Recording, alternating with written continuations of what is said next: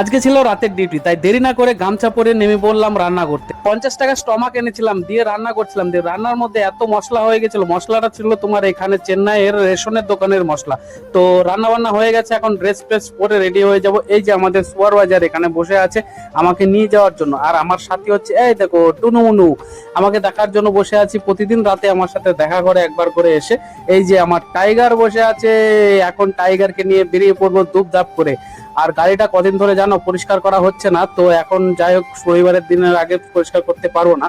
তো দেরি না করে টুকটুক করে বেরিয়ে পড়লাম। চেন্নাইয়ের তুমি যেদিকেই যাবে সেদিকেই দেখবে মেট্রো, মানে কি বলবো, চেন্নাই এতদিন ধরে কাজ করছি, চারিদিকে খালি মেট্রো। আর এখনের চেন্নাই আর আগের চেন্নাইয়ের মতো নেই। তো দেরি না করে বেরিয়ে পড়লাম কাজের উদ্দেশ্যে। এই যে দাদাটাকে বেল্টের মধ্যে বেঁধে দিয়ে আমরা নিচে নামাবো, কারণ সেদিন বৃষ্টি হওয়ার কারণে আমাদের যে শ্যাটারিং বোর্ডগুলি ছিল, বোর্ডগুলি সব নিচে পড়ে গেছিল। তো জলের অনেক দূরে দূরে চলে গেছে, তো জলের মধ্যে হাইড্রেনের মধ্যে পড়ে গেছে। তো এটাকে তুলছি আস্তে আস্তে করে। ওই যে দাদা ভাইটা বেল্টের মধ্যে ঝোলে কতভাবে রিক্সি ভাবে কাজ করছে। যাই হোক আমাদের কাজ মাঝ মোটামুটি ধরো এখানে শেষ হয়ে গেছে।